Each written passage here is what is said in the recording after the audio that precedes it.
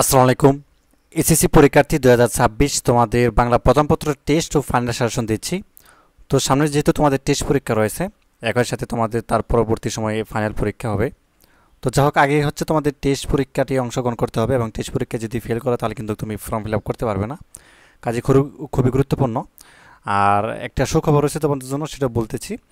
তো তার আগে আমরা হচ্ছে তোমাদের হচ্ছে যে মার্ক ডিস্ট্রিবিউশনটা রয়েছে, অর্থাৎ বাংলা প্রথম পত্রের মধ্যে কী কী বিষয় আসবে।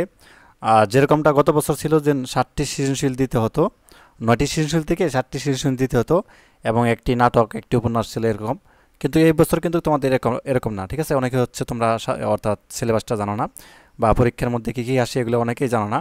যদি অনেকেই অর্ধবার্ষিক পরীক্ষা বা পাক নির্বাচনী পরীক্ষা দিয়েছো, কিছু কিছু জানো। তো যাই হোক, আমি বিষয়টি ক্লিয়ার করছি। অর্থাৎ 100 নম্বরের পরীক্ষা হবে, সৃজনশীল প্রশ্ন হচ্ছে 50 আর হচ্ছে বর্ণনামূলক প্রশ্ন হচ্ছে 20, এই 70 আর 30 নম্বর হচ্ছে এমসিকিউ বা বহু নির্বাচনী প্রশ্নের মধ্যে, ঠিক আছে? আচ্ছা, এটা কীভাবে হবে আমি তোমাদেরকে একটু বোঝাচ্ছি। সেটা হচ্ছে যে গদ্য অংশে 4টি সৃজনশীল থাকবে, বুঝছো কিন্তু। আর কবিতার মধ্যে 4টি সৃজনশীল থাকবে, এই হচ্ছে 8টি। 8টি থেকে তোমাকে হচ্ছে যে কোনো 5টি উত্তর করতে হবে।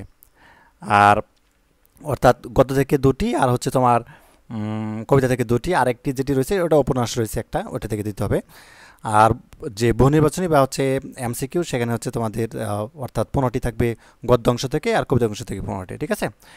আর বর্ণনামূলক প্রশ্ন থাকবে 4টি, সেখান থেকে 2টি প্রশ্ন উত্তর দিতে হবে। এই হচ্ছে বিষয়। আচ্ছা, এখানে এই যে এখানে দেখতে পাচ্ছ কীভাবে দেওয়া আছে আর কি। তো এখানে তোমাদের হচ্ছে যে প্রথমে যে এটা রয়েছে, অর্থাৎ টেস্ট ও ফাইনাল সাজেশন, সেটা হচ্ছে গদ্য বা হচ্ছে গল্প থেকে তোমাদের শোভাটা পড়বা। এটা খুবই গুরুত্বপূর্ণ, প্রত্যেকটা বোর্ডেই আসে। নিম গাছ রয়েছে এবং মানুষ, মোহাম্মদ সাল্লাহ সাল্লাম, ঠিক আছে? শিক্ষা, মনুষ্যত্ব এবং প্রবাস বন্ধু, এই কয়েকটা পড়লে তোমার হয়ে যাবে, ঠিক আছে? আচ্ছা, এবার সুখবরটা দিচ্ছি যে গত বছরের মতো এবছর হচ্ছে আমরা এসএসসি 2026, ঠিক আছে, মানে 2026 আগামী যে পরীক্ষা দিবা, বিজ্ঞান, মানবিক এবং ব্যবসা শাখার জন্য অল সাবজেক্ট সাজেশন দিচ্ছি। মূল্য মাত্র হচ্ছে 200 টাকা। তো তুমি সিকিউ এবং এমসিকিউ আনসার সহ থাকবে। যে নাম্বারটি স্ক্রিন দেখতে পাচ্ছ, এই নাম্বারটির মধ্যে হোয়াটসঅ্যাপ ইমো আছে, এখানে আমার সাথে সরাসরি যোগাযোগ করলে হবে, ঠিক আছে? তো যাই হোক, আলহামদুলিল্লাহ সাজেশন থেকে কমন পড়বে, কোনো কনফিউজ নেই তোমাদের। কেননা গত বছর আমরা দিয়েছিলাম, তার আগের বছরও দিয়েছিলাম। তো প্রত্যেকটা স্টুডেন্ট কিন্তু ভালো রেজাল্ট করেছে আমাদের দেওয়ার শাসন থেকে। তো এখানে আমরা হচ্ছে বাকিগুলো দেখে ফেলি।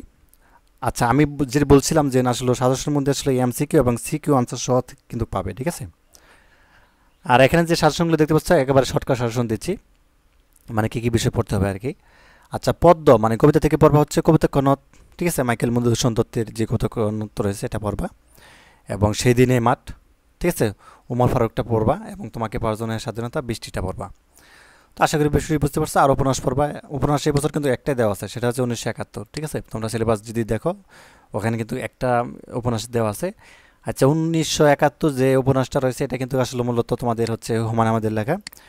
তো যাই হোক, এটা পড়বা। এটা থেকে তোমাদের হচ্ছে এমসিকিউ বলো বা হচ্ছে তোমাদের যে সৃজনশীল, সেখান থেকে কিন্তু কমন পড়বে, ঠিক আছে?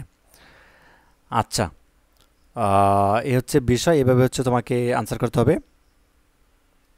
আচ্ছা, এখানে একটি বিষয় সহপাঠ অর্থাৎ উপন্যাস অংশ থেকে 4টি বর্ণনামূলক প্রশ্ন থাকবে, 2টি প্রশ্ন উত্তর দিতে হবে।